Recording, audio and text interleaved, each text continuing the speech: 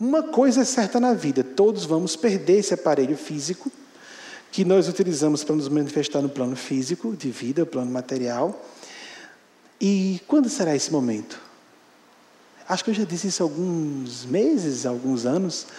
Tempus maturum morte. Há quem diga que pronuncia o S. E pelo que eu saiba pouquíssimo do latim, não se pronuncia o S no final. O momento apropriado para morrer. A gente pressente. Terminei o que eu tenho que fazer. Chico Xavier chamava isso de ver a morte. Né? Bem, voltando ao assunto. Que é tão subjetivo o amor. É tão incondicional. Porque o amor tem a ver com isso. Cuidar de seres humanos. Ninguém às vascas da morte. Todos os urgentistas, pessoas que trabalham em UTIs, né? Intensivistas, urgentistas, intensivistas, médicos que trabalham em emergência ou em UTI, pessoas que trabalham, oncologistas, pessoas que trabalham com doentes terminais. Tudo que eu li até hoje desses autores, ou desses que foram entrevistados, desses profissionais, eles não veem ninguém dizendo na hora da morte: ai, precisava de mais um título. Nossa, deixei de ganhar mais tal fortuna. E aquele carro importado, que era o meu sonho, não comprei. Ninguém faz referência a ter trabalhado, precisava ter trabalhado mais. Precisava ter estudado mais. Todos fazem lamentações relacionadas a seres humanos. Fui muito mesquinho com os meus pode ser meus, né? Mais de um, que hoje estou em casa 2, 3 vezes, com os meus cônjuges, ou o meu cônjuge. Fui mesquinho e perverso, ou não precisava. Eu fui muito casquinha com meus filhos, eu podia ter sido mais amoroso, ou dedicar mais tempo à minha família. Um trabalho social, eu sabia, eu sonhei a vida inteira em trabalhar com crianças carentes. Não vivi. A lamentação é sobre seres humanos, mesmo as mais apegadas a posses materiais, porque as pessoas confundem no vernáculo a palavra materialista, é dita, não, falando uma pessoa muito materialista, isso é falta de domínio do idioma, embora esteja ficando vernacular, já foi, está todo mundo usando dessa forma, mas quando eu uso aqui a expressão materialismo, estou falando de uma corrente filosófica, de que não existe nada fora da matéria, e como existem religiosos ou pessoas que creem em vida após a morte apegadíssimas a bens materiais ou situações, circunstâncias materiais, inclusive os instintuais, que são os mais difíceis. Eugênia se lamenta disso, de sentir uma inclinaçãozinha amorosa maior para quem foi filho biológico dela. Então, e nós aqui, nós aqui num nível muito mais baixo, é natural a gente ter essas inclinações, não é? Então a ideia, como quando eu falei do percentual para esse assunto, de que nós nos achamos geralmente mais do que somos, ou nós caímos na tentação, tem uma coisa linda do coração da mulher. Vejam só que isso é uma falha na mulher, interessante, né? É de que eu estou tratando fulano tão bem, mas ele não ainda está reconhecendo meu amor, então eu vou dar mais. Porque se eu me der mais ainda, ele vai se tocar, ficar com culpa e vai voltar atrás. Ele vai sapatear em cima do seu coração. Se o cara não está melhorando com mais, isso é sugestão de estudiosos do assunto, dê menos. Mas eu estou fazendo tudo para meus filhos, faça menos, confie, entregue. Aí a postura do pai, deixe ele, mulher. Às vezes ele está certo. A mãe diz que absurdo, que falta de sensibilidade. Às vezes é falta de sensibilidade, sim, posso falar como feminista. Mas muitas vezes o amor paterno está muito certo. E esse amor paterno, inclusive, eu vejo muito nas mulheres.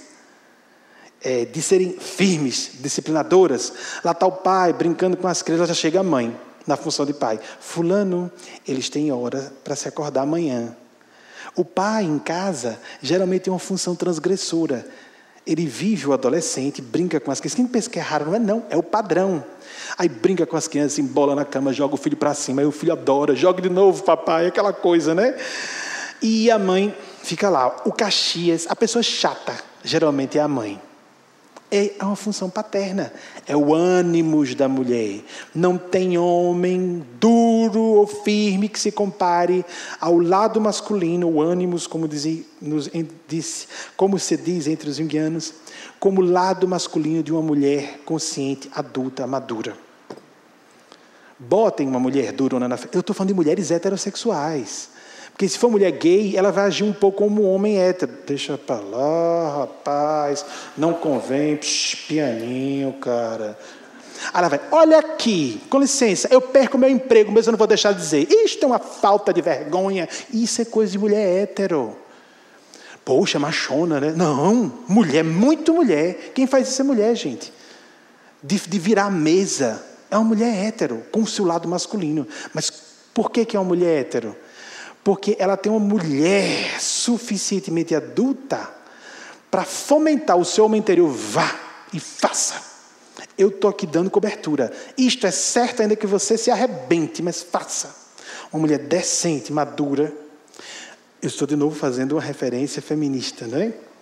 Porque, lembra daquela história de uma congressista metendo o dedo na cara de um sujeito lá homofóbico? Ele disse, nossa senhora, se ela for gay é uma surpresa para mim. Porque isso é uma mulher hétero. Que está rodando a baiana. Esse negócio de rodar a baiana tem um tom pejorativo, né? Qual o problema das manifestações mediunísticas afro-brasileiras? Alguma coisa de ruim nisso? Pode ter aspectos primitivos, não por ser afro, mas por ser xamânico, xamanista, o xamanismo. O xamanismo tem a ver com manifestações primárias da mediunidade, sem o controle racional que Kardec criou do fenômeno mediúnico, e nenhum método até hoje foi superado por Kardec nesse sentido. Por isso nós seguimos o livro dos médiuns de Kardec. Então a gente tenta simplificar quando trata de assuntos, por isso a visão racional na mediunidade, a visão racional no amor. Vamos ser realistas. Qual o efeito que eu tenho na relação com meu filho, minha filha, meus discípulos, ainda que eu não gosto, barato, de estar sendo o professor, o que for, mas a função, a pessoa tem uma função. Ah, mas eu não quero ter essa função. Não interessa, tem. Assuma a responsabilidade. É o que o pensamento consciente diz. Tem lá atrás, nos brocados latinos, com isso eu vou encerrar. Será que eu consigo dizer, meu Deus? Eles querem que eu fale para dar essa base, né? Ilustrar, né? Com a base clássica. Porque como nós somos muito progressistas, em alguns aspectos, parecendo até revolucionários, porque muita coisa eu fico a pensar, onde é que a gente está sendo revolucionário mesmo? Apenas a gente ficou falando firmemente em público o que a ciência estava dizendo quando eu tive acesso à ciência. Mas, tudo bem, tudo junto, num lugar só, e religioso, é dose, né? Não se encontra. Até hoje eu não encontrei, né? Mas nós temos que também lembrar que o passado não é para ser jogado fora, amigos. Porque os progressistas, normalmente, têm a inclinação de dizer, quebra tudo, quebradores de estruturas, até se fala isso, né? Vamos quebrar tudo para começar do zero. Nada, em termos de civilização, de desenvolvimento, seja individual ou coletivo, existe a base de destruir e esquecer o passado. Isso é falta de responsabilidade e de lucidez.